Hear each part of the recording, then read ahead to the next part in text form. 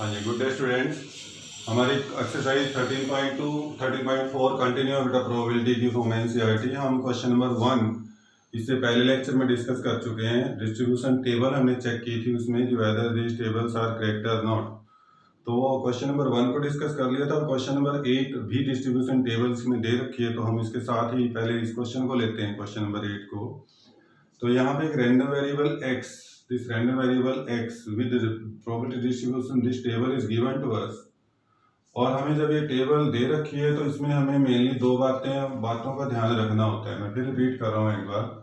पहला कि कोई भी प्रोबेबिलिटी है x इज इक्वल टू किसी भी नंबर r पे, that r may be 0 1 2 3 up to 7, this probability is always lies from 0 to 1, 0 से 1 तक होगा। और दूसरा बेटा, जब इन सारी प्रोबेबिलिटीज को आप जोड़ेंगे, probability x equal to 0 plus probability x equal to 1, तो sum of all these probabilities x equal to r when r is running from 0 to n ले सकते हो आप, यहाँ पे 7 है तो 7 तक, इन सब की प्रोबेबिलिटी का सम 1 होना चाहिए। हमें दो बातें मैं पहले लेक्चर में बता चुका हूँ, मैं फिर बता रहा हूँ, इन दो बातों का हमें ध्यान रखना होगा इन क्वेश्चन को करने के लिए। तो now this question number 8 is given to us. वहां पे रैंडम वेरिएबल की वैल्यू 0 से 7 है और उनकी concern probability is given to us. x equal to 0 पे 0, then k, then 2k, this one, all this thing. तो व्हाट ही सेड, पहले क्वेश्चन में उसने बोला है, इसका जो क्वेश्चन है कि ही सेड डिटरमिन k की वैल्यू निकालनी है हमने। तो बेटे k की वैल्यू निकालनी है तो व्हाट टू डू, क्या कर सकते हैं हम k की वैल्यू के लिए? हम इसमें दूसरी प्रॉपर्टी लगाएं कि sum of all probabilities must be 1। मैं इसको रब कर रहा हूं, जगह नहीं है यहाँ पे। Sum of all probabilities must be 1। तो बेटा इसके लिए आप यहाँ पे लिखेंगे वी नो। क्वेश्चन को हमें क्योंकि सीबीएसई के लिए तैयार करना है तो हमें उसके लिए सारी डिटेल लिखनी होती है। We know probability of x equal to r when r is from 0 to n, this is equal to 1, वो 1 के इक्वल है। तो समीशन का मतलब समझ में आना चाहिए बेटे। आर के वैल्यू 0 से शुरू करें, 0 फिर 1 फिर 2 फिर 3, और यहाँ पे n नहीं है बल्कि 7 तक जा रहा है, तो डजंट मैटर। अब आप इनका जोड़ कर दें बेटा, तो 0 plus 1 plus k, experiments like this, probability of x equal to 0 plus probability of x equal to 1 plus probability of x equal to 2 plus probability of x equal to 3, it's like this. मुझे बताने की जरूरत नहीं होनी चाहिए आपको। And this is up to what, 0 से शुरू करके कहाँ तक जाएंगे आप, probability of x equal to 7, और ये सारा 1 के इक्वल। ये जब सम लिख दिया तो ये सब लिखने की जरूरत नहीं है, तुम्हें पता होना चाहिए। तो 0 plus k plus 2k plus 2k plus 3k plus k square plus 2k square plus 7k square plus k equal to 1। आप इसको सारे को जोड़ लें बेटा, तो k square 7 plus 2 9 plus 1, this is 10k square plus k जोड़ लो बेटा 1 3 प्लस 2 5 प्लस 2 प्लस 3 सॉरी 8 और 9k, और प्लस 1 है उधर तो उसको इधर ले आओ -1। तो we get this quadratic equation 10k square plus 9k minus 1। इसके फैक्टर कर लें, हमें k निकालना है, तो मेरे ख्याल से 10k minus 1 is equal to 0। तो इट मीन्स 10k कॉमन, तो k plus 1 minus 1 common, k plus 1 is equal to 0। तो therefore we get k plus 1 into 10k minus 1 is equal to 0। तो it means we are getting k is equal to -1, और दूसरी value आ रही है बेटा k is equal to 1/10। This value is rejected because k क्या है, this is probability of 1 x equal to 1 this k, तो k की वैल्यू नेगेटिव नहीं हो सकती क्योंकि this k is nothing but value of a probability, तो इट नेवर बी नेगेटिव, तो रिजेक्ट कर देंगे। तो ये आ गया बेटा k equal to 1/10। This is our first question, k की वैल्यू 1/10। अब दूसरे पार्ट में पूछते हैं find probability when x less than 3। मैं यही करूंगा, ये भी k की वैल्यू निकल गई मेरी। ये बड़ी अच्छी चीज है, अगले क्वेश्चन में काम आएगा हमें अभी। तो सेकंड बार में पूछता है find probability when x less than 3। तो इसका मतलब होता है उन सब प्रोबेबिलिटीज का सम करना है तुम्हें जहाँ पे x की वैल्यू 3 से कम हो। तो x की वैल्यू 3 से कम बेटा 2 1 और 0। तो it means we need to find probability x equal to 0 plus probability x equal to 1 plus probability x equal to 2। ध्यान दो जरा मेरी बात पे, लेस देन 3 होना चाहिए। अगर यहाँ पे इक्वल का निशान भी डाल देता तो फिर मुझे यहाँ 3 भी लिखना पड़ता, लेकिन वो लेस देन 3 है। तो बेटा जोड़ दो 0 प्लस के प्लस 2k, तो ये 3k हुआ, k की वैल्यू आप स्टार से उठा लेंगे, तो this value is nothing but 3/10। ये तुम्हारा दूसरा आंसर है। तीसरा पॉइंट है बेटे इसमें, x greater than 6, probability when x greater than 6। तो ग्रेटर देन 6 का मतलब 6 से बड़ा, तो वो तो एक ही वैल्यू बचती है, that is probability x equal to 7, और उस पर वैल्यू है 7k स्क्वायर प्लस k। तो आप यहाँ पर भी k की वैल्यू 1/10 का स्क्वायर प्लस 1/10 रख दें और सिंप्लीफाई कर देंगे तो will get your answer. Fourth part में कहता है पुत्र, find probability when x less than 3 और ग्रेटर देन 0। तो आप सोच के देखिए, 0 से बड़ा होना चाहिए और 3 से छोटा, तो इसका मतलब 1 और 2 बच जाएंगे। तो probability x equal to 1 plus probability x equal to 2, तो x इक्वल टू 1 पे k है बेटे और वो 2k है, तो वही 3k, वही 3/10 आंसर आ जाता है। इसमें मैं अपनी तरफ से एक आध वैल्यू और जोड़ के दिखाता हूँ तुम्हें। मैं आपसे कह दूं कि मान लो 5वें क्वेश्चन में मैं आपसे बोल देता हूँ कि find probability when x less than equal to 6। जरा इसको बात को ध्यान से सुनिए, x less than equal to 6, तो लेस देन इक्वल टू 6 में कई केस बनेंगे। क्या क्या केस बनने हैं? x इक्वल टू 0, देखो very important point, x equal to 1 plus probability x equal to 2 plus probability x equal to 3 plus probability x equal to 4 plus probability x equal to 5 and also plus probability x equal to 6। तो देखना 7 part बन गए। यहीं तक हम ये सारी values निकाल लेंगे, फिर रखेंगे तो थोड़ा लंबा हो जाता है, लेकिन हमें ये पता है कि अगर हम 0 से लेके 7 तक का सबका सम करें तो वो 1 के इक्वल आता है। और हम यहाँ पे कहाँ से कहाँ तक का सम कर रहे हैं? 0 से लेके कहाँ तक का? 6 तक का। ध्यान दो, 0 से लेके 7 तक का सम हो तो 1 आ जाता है, और हम यहाँ 0 से लेके 6 तक का सम करें, मैं यहाँ लिख के दिखाता हूँ एक बार जरा। x equal to 0 plus probability x equal to 1 plus probability x equal to 6 plus probability x equal to 7। अगर इन सबको ले तो इनका जब का जोड़ 1 आ जाता है, बट मुझे यहाँ से यहाँ तक का जोड़ करना है। तो आई होप तुम्हारे दिमाग में कुछ आ रही होगी बात। हम ये जोड़ को कैसे लिख सकते हैं? This is 1 minus probability of x equal to 7। तो जो ये हमारे 7 पार्ट थे 0 से लेकर 6 तक, उनकी वैल्यू कैसे निकाल सकते हो आप? Simply 1 minus probability of x equal to 7। तो हमारे पास जब भी ऐसा क्वेश्चन आता है जिसमें बहुत सारे स्टेप आ जाएं, आधे से ज़्यादा हो जाएं, जैसे इसमें टोटल 0 से शुरू करके 8 स्टेप हैं, तो अगर 8 में आधा 4 होता है तो 4 से ज़्यादा स्टेप्स की प्रोबेबिलिटी कभी निकाली जाए तो बाकियों को 1 में से माइनस कर दो। या 0 से 6 तक की निकालनी थी तो 0 से 6 तक तो हमें 1 में से 7 की प्रोबेबिलिटी माइनस कर दी। तो 1 माइनस 7 की प्रोबेबिलिटी बेटा जो भी है 7k स्क्वायर प्लस k जो भी आती है, आप you will get your answer. तो ये प्रॉपर्टी लगाना मत भूलना कभी भी, कि जब भी हमें कुछ ऐसा क्वेश्चन आए। जैसे मैं एक और बात बताता हूँ, एक और लिखाता हूँ छोटा सा पॉइंट। मान लो तुमसे पूछ लिया जाता है, एक और पॉइंट नंबर 6, मैं कहता हूँ find probability of x when x is greater than और इक्वल टू 2।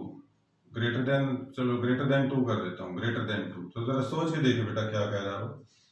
2 से ज्यादा का मतलब है he is asking about probability x equal to 3, x equal to 4, x equal to 5, probability x equal to 6 and probability of x equal to 7, ये कह रहा है।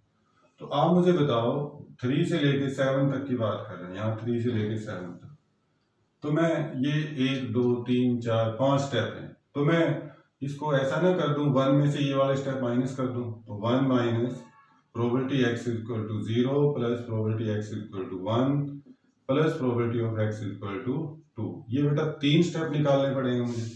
तो कई बार ऐसे हमें हेल्प लेनी पड़ेगी कि उधर करें तो 5 स्टेप करने पड़ते हैं, इधर करें तो 3 स्टेप करने हैं, और 3 में भी क्या करना है? 1, ये 0 है, ये k है और ये 2k। तो this is 1 minus 3k, that is 1 minus 3/10। तो दिस आंसर इज व्हाट? 7/10। तो हम इस तरह से भी इन क्वेश्चंस को करेंगे और आपको जरूर करने चाहिए। ओके, तो ये तो थी हमारी प्रोबेबिलिटी से जुड़ी हुई क्वेश्चन। इसी तरह एक एग्जांपल नंबर 26 दे रखा है इसमें, इसी एक्सरसाइज का एग्जांपल 26 और क्वेश्चन नंबर 9 भी है। चलो 9 देखते पहले।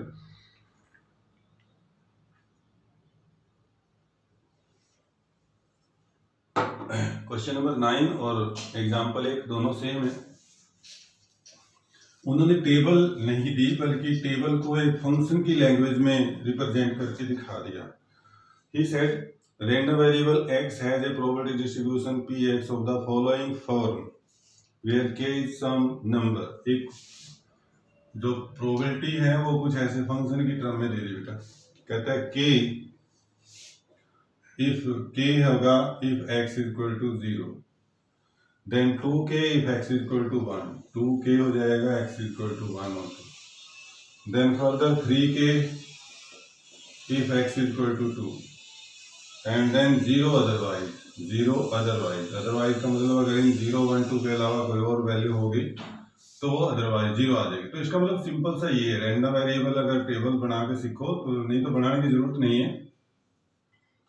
इसका मतलब k की वैल्यू x की वैल्यू 0 फिर 1 और फिर 2 है, ये k ये 2k और ये क्या है 3k, अदरवाइज 0, तो वो लिखने की जरूरत भी नहीं है।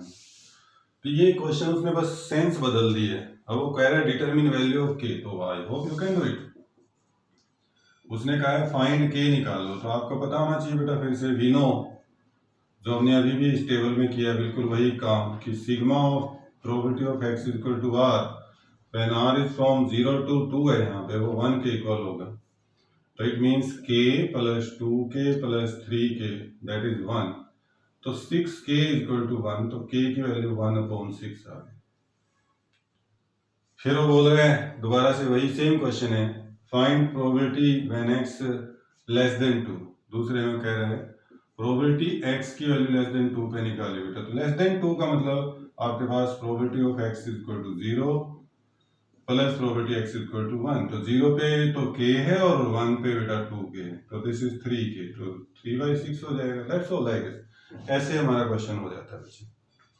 किसी भी क्वेश्चन में अगर आपको मीन और वेरिएंस ये दो वर्ड दिए हुए हैं कि फाइंड मीन एंड वेरिएंस, तो आप मीन और वेरिएंस नहीं निकालेंगे, आप उस क्वेश्चन में भी डिस्ट्रीब्यूशन प्रोबेबिलिटी डिस्ट्रीब्यूशन टेबल बना के छोड़ देंगे, क्योंकि मीन वेरिएंस सिलेबस में नहीं है, लेकिन डिस्ट्रीब्यूशन टेबल आप उन क्वेश्चनों में भी बना दो, चाहे उसने पूछा हो या नहीं पूछा हो। जैसे क्वेश्चन नंबर 10 है इसी एक्सरसाइज का, तो he said find mean number of heads in 3 tosses of a fair coin. तो जैसे हमने 3 टेल के लिए अभी भी किया था, तो यहाँ पे 3 हेड के लिए करना है और उसने कहा मीन निकालो, तो आपने मीन नहीं निकालना, आप उसकी डिस्ट्रीब्यूशन टेबल बना दें बस। ये ऐसा नहीं है कि हम इसमें तो मीन पूछा हुआ है तो हम इस क्वेश्चन को छोड़ दें, छोड़ना नहीं है, आप डिस्ट्रीब्यूशन टेबल बना दें। चलिए अब क्वेश्चन लेते हैं जी, सारे 1 बाय 1 करके शुरू करते हैं। हमने 1 8 9 10 ये डिस्कस कर लिया। क्वेश्चन नंबर 2 से शुरू करते हैं। तो सभी में टेबल नहीं पूछता, कईयों में तो सिर्फ वो डिस्ट्रीब्यूशन रैंडम वेरिएबल की वैल्यू ही पूछ लेता है। क्वेश्चन नंबर 2 देखना बेटा। An urn contain 5 red 5 2 black balls. एक अर्न, एक कोई बैग है, उसमें 5 रेड बॉल और 2 ब्लैक बॉल है। 2 बॉल्स आर रैंडमली ड्रॉन। इसके बैग के अंदर से बेटे 2 बॉल निकाल ली रैंडमली ऐसे। And let x represent number of black ball. जो x से बेटे जो 2 बॉल निकली हैं, ये हो सकता है, देखो जरा, हो सकता है दोनों रेड आ जाएं, हो सकता है दोनों ब्लैक आ जाएं, या एक रेड आ जाए और एक ब्लैक आ जाए, ऐसे कुछ हो जाए। He said x represent number of black ball. जो x रैंडम वेरिएबल है बेटा, that is random variable represent number of black balls निकाल पूछ रहे हैं वो।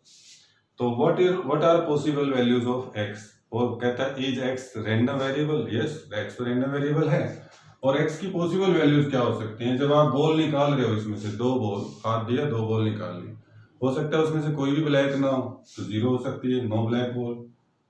हो सकता है एक ब्लैक हो एक रेड हो, तो x की वैल्यू, मतलब हमें तो नंबर ऑफ ब्लैक बॉल बताना है, 1 हो सकती है, या फिर ये भी हो सकता है कि दोनों ब्लैक बॉल हो, तो x की वैल्यू 2 भी हो सकती है। दिस इज द वन, और सिंपल, बस इसमें कुछ भी नहीं निकालना था हमें। Question number 3, x represent the difference between number of heads and number of tails obtaining when a coin is tossed 6 time. What are possible values of x. तो बेटा देखो जरा ध्यान से फिर से, what are possible values of x. अब की बार एक कॉइन को 6 बार फेंका आपने, थोड़ा दिमाग को रोको, शांति से समझिए। एक कॉइन को बेटा 6 बार फेंका तूने, या ऐसे ले लो कि 6 कॉइन एक साथ फेंक दियो, 6 के 6 कॉइन एक साथ फेंक दिया आपने, 2 ये 4 और ये 6। तो x किसको रिप्रेजेंट कर रहा है, x, this is random variable which represent the difference of number of heads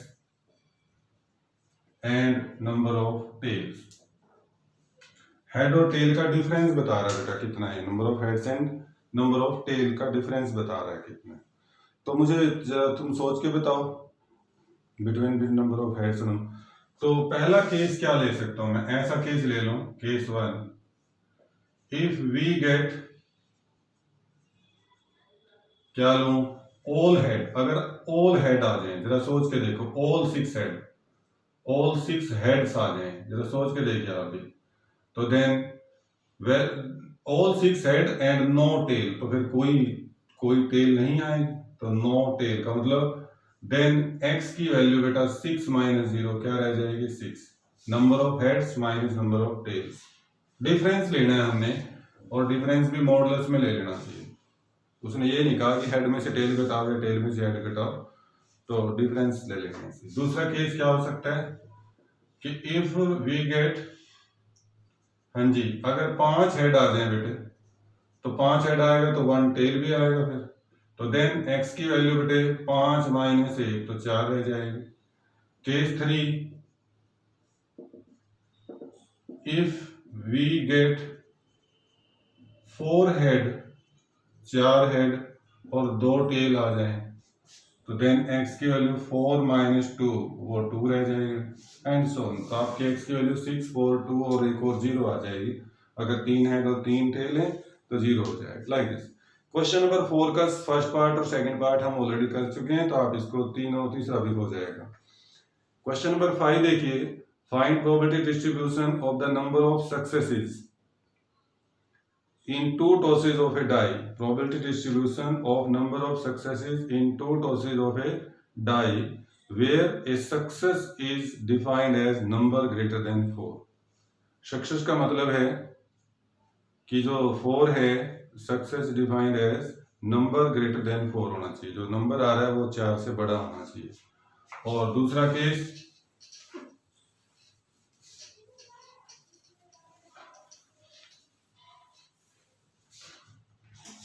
बोलते हैं बेटा 6 अपीयर एटलीस्ट वन डाई, कम से कम एक डाई के ऊपर 6 आ जाए, 6 appear at least one of the die where success is at 6 appear at least one die.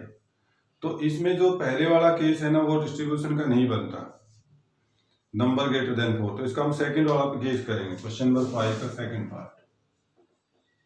देखिए क्या कहते हैं, find probability number of successes in 2 tosses of a die. बेटा एक डाई को तुमने 2 बार फेंका, 2 टॉसेस ऑफ ए डाई, तो एक डाई को 2 बार फेंका या 2 डाई इकट्ठी फेंक दी, तो उनका आउटकम आप जानते हो सैंपल स्पेस कैसे बनता है, 1 2 ऐसे 1 6 तक, एंड देन फिर 2 1 then 2 2 and then like this 2 6 तक, और फिर इधर आएंगे तो 6 1 से लेके शुरू होता है and this is up to 6 6। Total outcome इसमें 36 आ जाते हैं।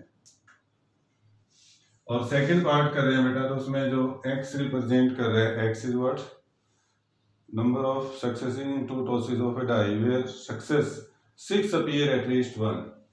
तो x जो है बेटा, x this is random variable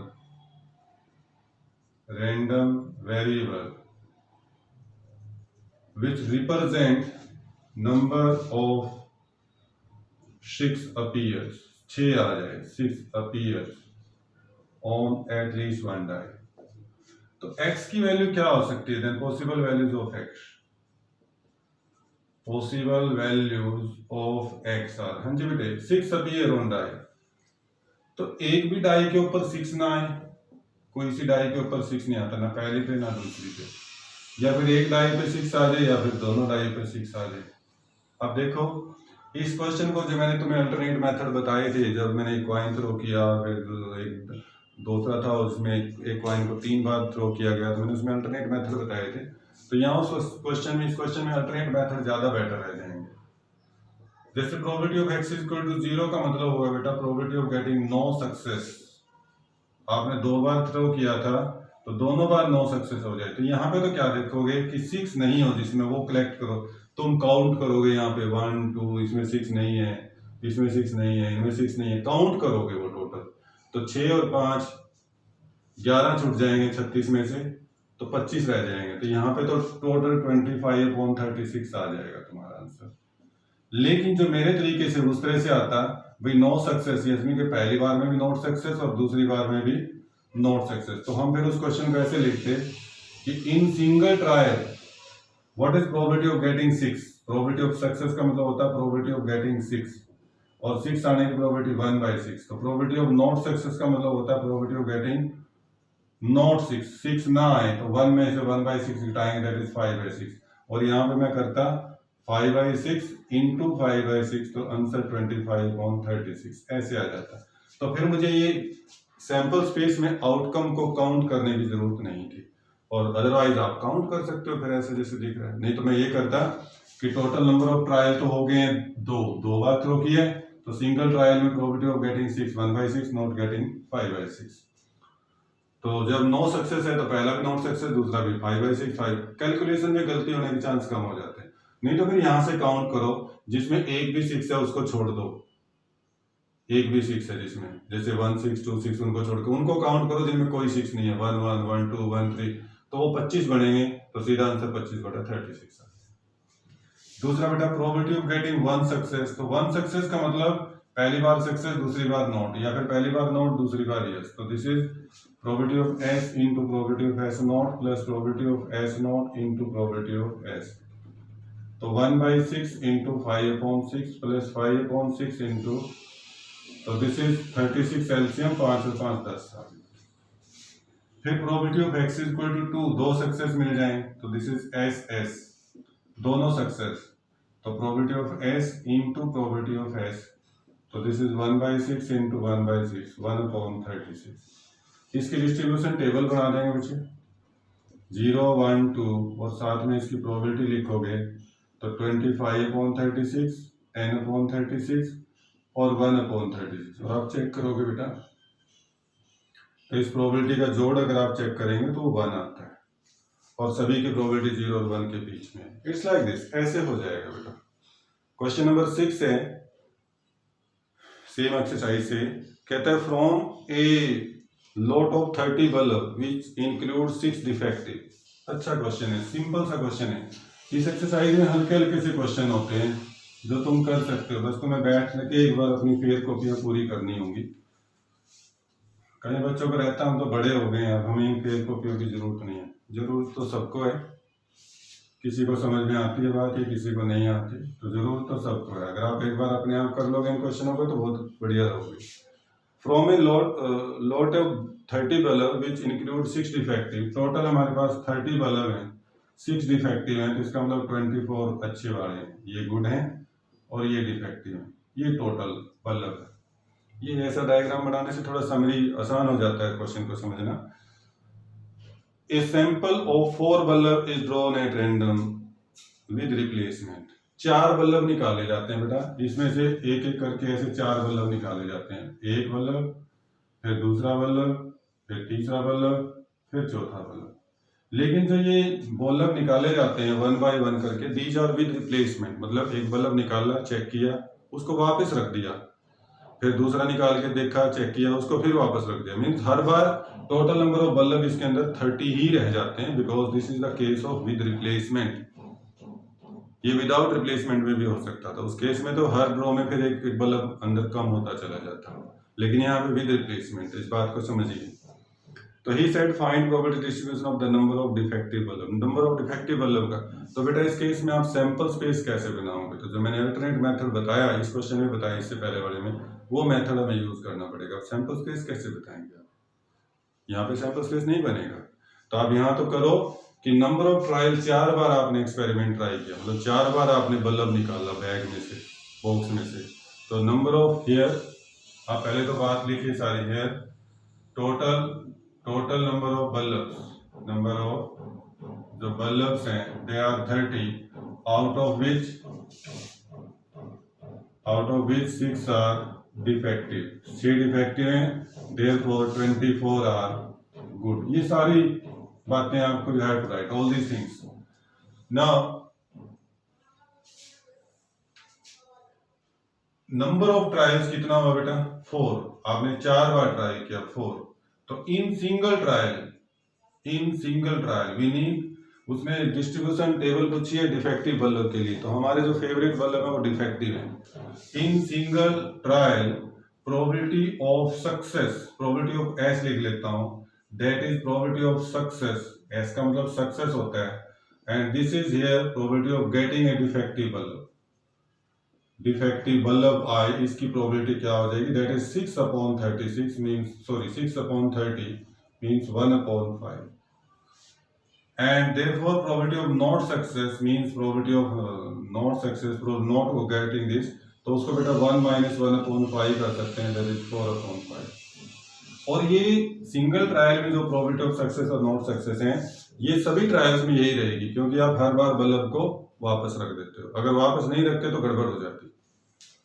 अब आप चलिए बेटा, now let x, this is random variable, ये रैंडम वेरिएबल है, random variable represent number of defective bulb, या इसको आप ऐसे भी लिखो, ऐसे बताता हूं, नंबर ऑफ डिफेक्टिव बल्ब और नंबर ऑफ सक्सेसेस, बेटर तो ये रहता है नंबर ऑफ सक्सेसेस, ये नंबर ऑफ सक्सेसेस को बता रहा है, सक्सेसेस मतलब नंबर ऑफ डिफेक्टिव बल्ब।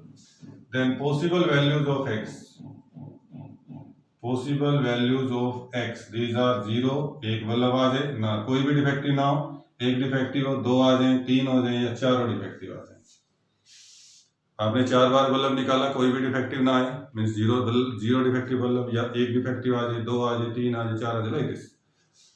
तो then what is probability of x equal to 0? तो मीन 4 ट्राई किए तुमने और चारों में नो डिफेक्टिव बल्ब, तो मतलब नो डिफेक्टिव का मतलब ये क्या था? प्रोबेबिलिटी ऑफ नॉट डिफेक्टिव, तो means that is no success, this is not success. ये इतनी बातें इसी करके लिखते हैं ताकि आप कंफ्यूज ना हो। Not success in first trial, not success in second, not success in third, and not success in fourth. ये थोड़ा क्वेश्चन लंबा बन जाएगा अगर हम इसको पूरा करते हैं, और ये लंबे बनते थे क्वेश्चन, इसी करके हम बाइनोमियल डिस्ट्रीब्यूशन की हेल्प लेते थे, उनसे क्वेश्चन बहुत छोटे हो जाते थे। बट अब है नहीं सिलेबस में, तो हम इसको ऐसे ही करेंगे।